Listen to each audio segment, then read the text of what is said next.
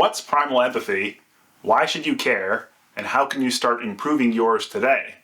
In this video, I'm going to be going over all three of those things, so stay tuned and let's get going.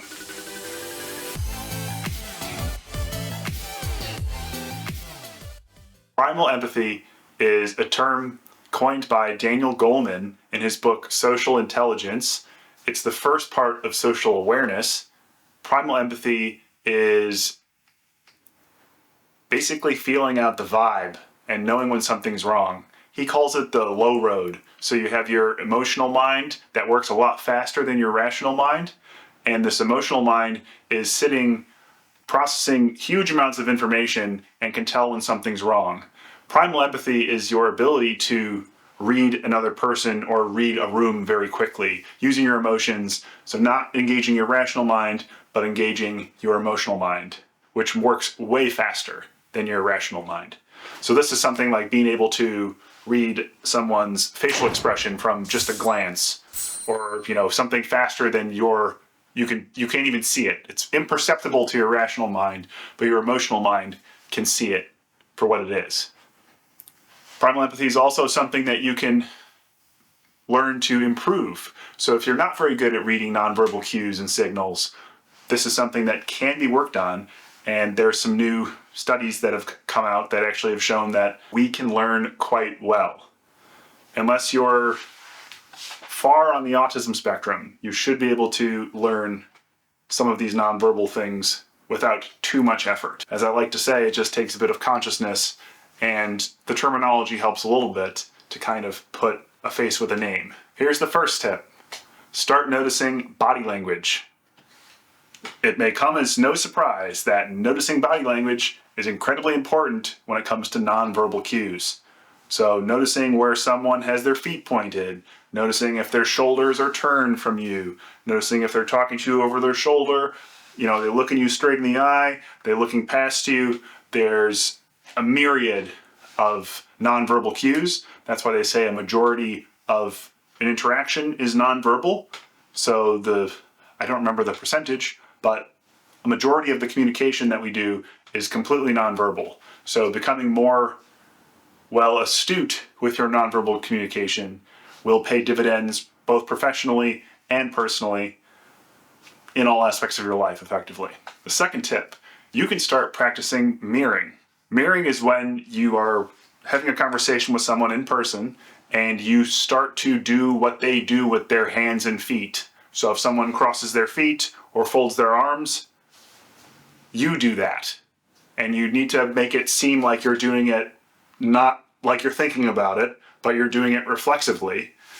And it's something that will feel forced at first, because it is forced, because you're trying to actively learn that. And there's nothing shameful about trying to become a better communicator. So just get that out of your head.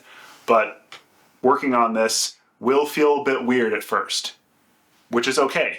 Why would you expect to be good at this thing if you've never learned it before? So mirroring is something that I know I definitely had a bit of a challenge learning, because I would start seeing this or seeing other people doing this when I'd be, in the lunchroom or whatever, watching two people talk, and you could see them mirroring each other. And then I started to do it. And now I actually can see myself imperceptibly doing this. Like in my daily life, I'm starting to do this completely autonomously, which gets into the third thing. The third tip, start noticing how nonverbals are affecting your conversations and reactions with others. I've actually noticed when I start to do mirroring with people I'm conversing with, they start to mirror back. And I would say a majority of the people that I interact with won't really have any awareness to this. But I do start to notice it now, where if I'm, kind of running the conversation and I start doing something like folding my arms and they fold their arms, that's something to kind of show that they're engaged in the conversation, and that's nonverbal, and for most people, completely autonomous. So it's happening completely autonomously. They probably have no idea. It's imperceptible to them, effectively. They have no idea it's happening. But if you start paying attention to this, I find it incredibly fascinating. Especially as you get deeper levels of rapport with someone over time, you can really tell when something's off with someone. And if you can bring that up in a conversation, that's a very highly emotionally and socially intelligent thing to do. To be like, hey, you seem a bit off today. How's everything going? You okay? Like that kind of stuff goes really far for deepening relationships with those around you.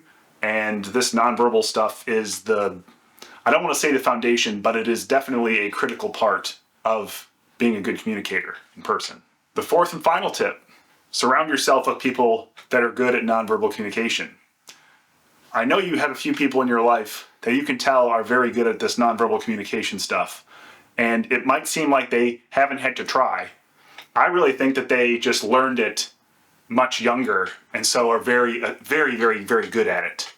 They probably won't be able to help you because they just know it because they've been doing it for decades. So they won't be able to explain they won't be able to explain the process. But just being around them, you're the average of the 5 people you spend the most time with. So if you can put yourself in rooms that have very socially intelligent people in them, you yourself, you'll be brought up to that level.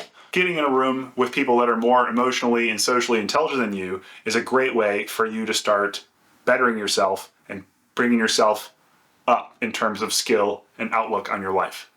If you enjoyed this content, check out my links in the description below and join my network. I hope to see you there.